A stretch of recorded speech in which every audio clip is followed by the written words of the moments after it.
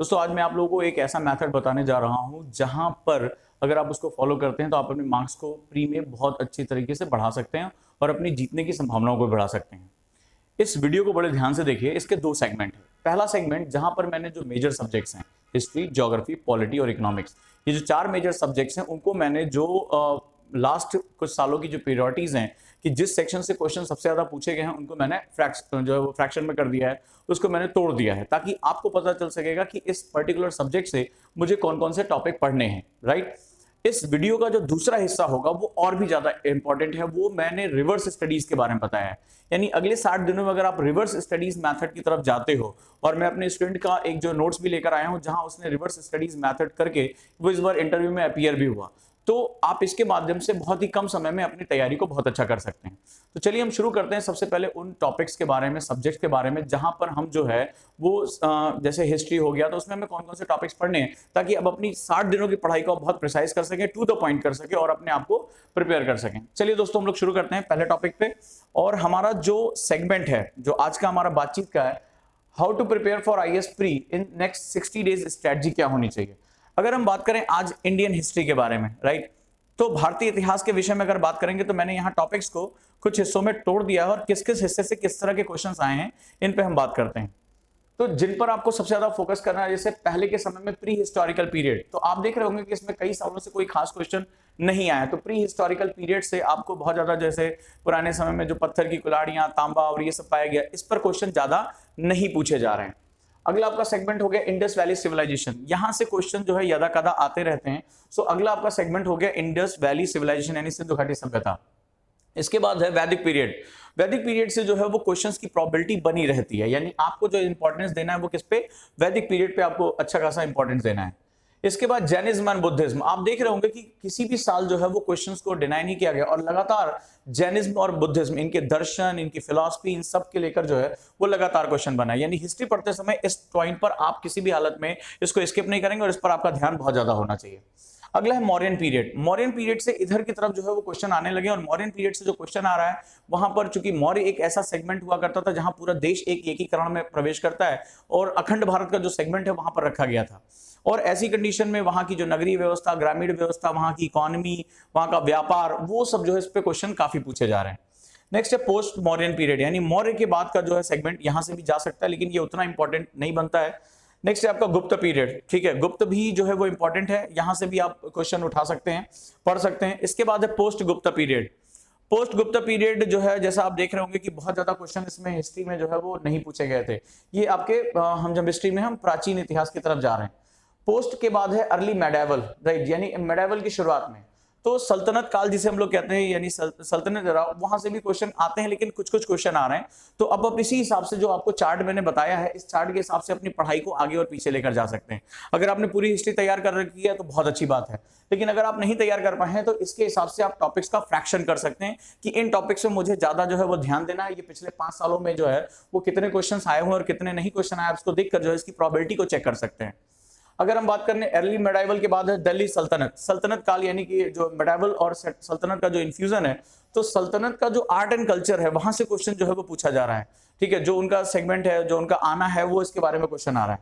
इसके बाद अगर हम साउथ की तरफ जाएंगे, राइट, तो विजयनगर और बहमनी किंगडम, यहां से आप देख रहे हैं कि पिछले कुछ सालों से लगातार क्वेश्चन आ रहा है। जो साउथ का जो विजयनगर साम्राज्य सबसे प्रॉस्परस साम्राज्य था और बहमनी किंगडम, यहां से जो है वो क्वेश्चन आते हैं।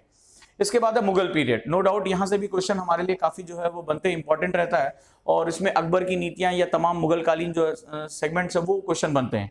लेकिन जैसा आपको दिखाई पड़ रहा है कि मेडाइवल से क्वेश्चन की प्रोबेबिलिटी जो है वो बहुत ज्यादा नहीं है।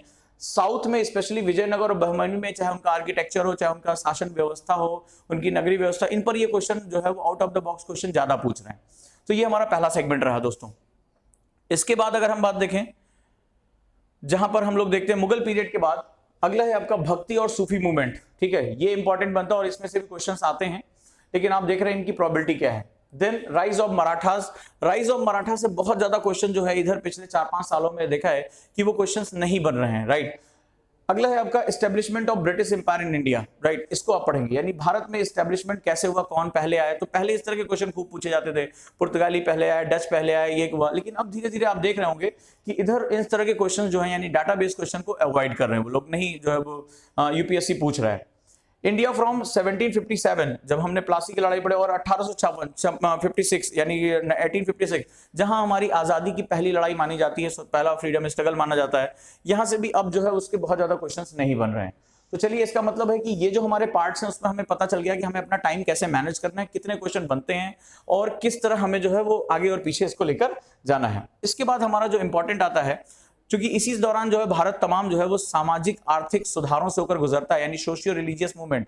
तो सोशियो रिलीजियस मूवमेंट जो होते हैं यानी सामाजिक आर्थिक जो सुधार है वो भी इंपॉर्टेंट है। यहां से भी क्वेश्चन पहले बहुत ज्यादा आया करते थे, राजा राम मोहन राय, ईश्वरचंद विद्यासागर, लेकिन अभी इस तरह के क्वेश्चन हमें जो है वो ज्यादा देखने को नहीं मिलते। जो out of the box socio religion segments है वहां से हमारे क्वेश्चन ज्यादा बन रहे हैं। फिर 1857 की क्रांति हम देखते हैं, यहां पिछले कुछ सालों से कुछ क्वेश्चंस नहीं आए हैं।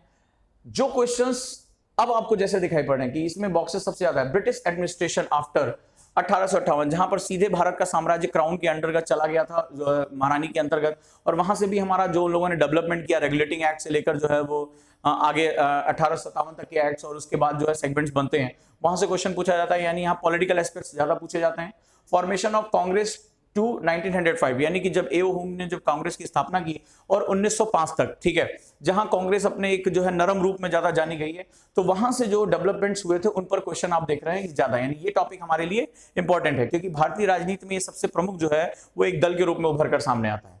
इसके बाद सूरत विभाजन, आपने देखा कि लास्ट ईयर सूरत विभाजन से सीधे क्वेश्चन आया था, टू एक्ट ऑफ 1919, राइट, 1919 तक के एक्ट में, यहां से लगातार क्वेश्चन आ रहा है, और आप देखेंगे कि इसमें जो है वो लगातार, इसमें जैसे रॉलेट एक्ट हो गया, 5 से 6 बार ये क्वेश्चन पूछा गया है लगभग, उसको अलग अलग नामों से बदल बदल कर, सूरत विभाजन, नरम दल, गरम दल, इस तरह के विभाजन को लेकर, क्योंकि यहाँ भारतीय राजनीति में तमाम उठापटक हुई थी, और ये बहुत इंपॉर्टेंट है, इस ये दौरान आपको पढ़ना है। Non cooperation movement of CDM, यानी कि जो सिविल डिसोबीडियंट मूवमेंट है, नॉन कॉपरेशन असहयोग आंदोलन, ये बहुत इंपॉर्टेंट है, क्योंकि यहाँ गांधी इन्वॉल्व होते हैं और एक नई राजनीति का जन्म होता है। सो ये जो है उसके विचार यहाँ पर आप देख रहे हैं कि लगातार यहाँ से क्वेश्चन आते हैं, बहुत इंपॉर्टेंट है। इसके बाद act of 1935 till election of 1937, ठीक है, तो यहाँ पॉलिटिकल पे क्वेश्चन ज्यादा आते हैं, यहाँ पर ये सेगमेंट इंपॉर्टेंट है, थोड़ा टिपिकल हो जाता है, और पॉलिटी में ही हम इसको कवर कर लेते हैं, इसलिए हिस्ट्री में इसको जो है वो नहीं रखा गया ज्यादा। इसके बाद जो हमारा अगला सेगमेंट है, इंडिया फ्रॉम 1939 टिल इंडिपेंडेंस, क्योंकि भारत अब यहां पर जो है वो स्वराज की तरफ जाना चाहता है, अपना खुद संसदीय प्रणाली रखना चाहता है। So India from 1939 till independence, तो यहां आप देख रहे हैं कि नंबर ऑफ क्वेश्चंस बहुत ज्यादा हैं, यानी इस दौरान जो संवैधानिक विकास हुए, और आपने देखा होगा कि भारत में एक अलग राजनीतिक मूवमेंट खड़ा होना शुरू हुआ, क्रांतिकारी दल भी खड़े हुए, और बहुत ही उठापटक, चाहे देश के अंदर देश के बाहर, और उस समय की जो वैश्विक परिदृश्य था, ऐसा नहीं कि केवल भारत में उठापटक हो रही थी, पूरी दुनिया में बहुत ज्यादा जो है वो हलचल हो रही थी। तो ऐसी कंडीशन में यहाँ पर जो है वो घटनाएं बहुत ज्यादा अंदर आ जाती हैं। तो ये बहुत ही एक ब्रॉडर सेक्शन होता है, इस पर बहुत फोकस करना है, यानी आपको अगर जब तैयारी कर रहे हैं तो 1939 से लेकर जो है वो 18 जो आपका जब देश आजाद हुआ 1947 तक, वहां पर जो है वो आपको बहुत फोकस करके रखना है। इसके बाद है हमारा कल्चर, तो आप देख रहे हैं जैसे कल्चर यानी संस्कृति, तो संस्कृत से क्वेश्चन बहुत ज्यादा बनते हैं, ठीक है। सो आपको कल्चर पर यानी कला और संस्कृत पर बहुत फोकस करके रखना है, 3, 4, 7, 3, 2 लगातार इस पे क्वेश्चन काफी आते हैं। और मिसलेनियस यानी कि थोड़े से पृथक क्वेश्चन इधर उधर से, जैसे कि उसी समय के जो परोक्ष आंदोलन चल रहे थे सोशियो रिलीजियस, या कुछ और मूवमेंट चल रहे थे साउथ इंडिया में, तो उनको लेकर जो है वो क्वेश्चन यहाँ से बनते रहते हैं। तो दोस्तों ये सबसे इंपॉर्टेंट सेगमेंट रहे हिस्ट्री के। मैं एक बार इसको जो है फिर से रिवाइज करता हूं। वो मूवमेंट्स हैं हमारे, ये देखिए, प्री हिस्टोरिकल मूवमेंट्स, आप इसको चाहे तो स्किप भी कर सकते हैं। और इंडस वैली सिविलाइजेशन पहले इंपॉर्टेंट था, अभी आपकी जानकारी में होना चाहिए। वैदिक पीरियड, ठीक है, यहां से क्वेश्चन काफी बन रहे हैं। जैनिज्म और बुद्धिज्म, यहां से हमेशा एक क्वेश्चन बनकर आता है। मौर्यन पीरियड, ये इंपॉर्टेंट है। पोस्ट मौर्यन पीरियड, उसके बाद गुप्ता पीरियड, उसके बाद जो है पोस्ट गुप्ता पीरियड, उसके बाद अर्ली मेडाइवल, और इसके बाद दिल्ली सल्तनत, विजयनगर और बहमनी किंगडम बहुत इंपॉर्टेंट है आपके लिए, साउथ इंडिया से लेकर। मुगल पीरियड, ये भी इंपॉर्टेंट है। भक्ति और सूफी मूवमेंट, यहां से क्वेश्चन काफी अच्छे आते हैं। राइज ऑफ मराठा, आप इसको स्किप भी कर सकते हैं, right. Establishment of British Empire in India, ये अब उतना ज्यादा रिलेवेंट नहीं रहा, पुरानी किताबों में बहुत ज्यादा रिलेवेंट है। और 1757 से 1856 तक का एरिया, ये भी आप जो है अगर जो है आप अपने हिसाब से समय के हिसाब से उसको मैनेज कर सकते हैं। सोशियो रिलीजियस रिफॉर्म, ये इंपॉर्टेंट है आपके लिए। इसके बाद रिवोल्ट ऑफ 1857 आप देख रहे हैं कि इसमें कोई बहुत ज्यादा क्वेश्चन नहीं आए हुए हैं पिछले 6 सालों में। इसके बाद ब्रिटिश एडमिनिस्ट्रेशन आफ्टर 1858, ये इंपॉर्टेंट बनता है, तमाम जो है वो पॉलिटिकल उठापटक होती है यहाँ पर। फॉर्मेशन ऑफ कांग्रेस, ये बहुत इंपॉर्टेंट है, से लेकर 1905 तक, बंगाल विभाजन तक, यहाँ पर बहुत कुछ हुआ ऐसा जिसको आपको पढ़ना है। सूरत स्प्लिट विभाजन और 1919 का एक्ट, ये बहुत इंपॉर्टेंट है, आप देख रहे हैं यहाँ से नंबर ऑफ क्वेश्चंस बहुत ज्यादा हैं। नॉन कॉपरेशन मूवमेंट, गांधी जब आते हैं और अपने आंदोलनों को खड़ा करते हैं, ये बहुत इंपॉर्टेंट, आप देख रहे होंगे कि इसमें लगातार क्वेश्चंस आ रहे हैं।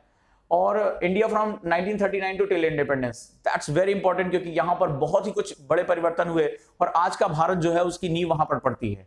और कल्चर से क्वेश्चन बहुत जाते हैं, कला और संस्कृत से क्वेश्चन बहुत आ रहे हैं, तो इस पर आप बहुत फोकस करके रखेंगे। तो ये हमारा हिस्ट्री का सेक्शन रहा दोस्तों, और मेरी ये कोशिश है कि आप कम से कम समय में इसको अच्छे से अच्छे तैयार कर सकें। तो मैं उम्मीद करूंगा कि इससे आपको काफी हेल्प मिली है, और अगर आपने पूरी हिस्ट्री अभी तक पूरी नहीं तैयार की है तो, या तैयार पढ़ भी ली है, तो इन पॉइंट्स पर आप फोकस करके अपनी तैयारी को अप एंड डाउन कर सकते हैं और देख सकते हैं कि हम जो है वो कैसे किन सेक्शंस पे हम ज्यादा अच्छा काम कर सकते हैं।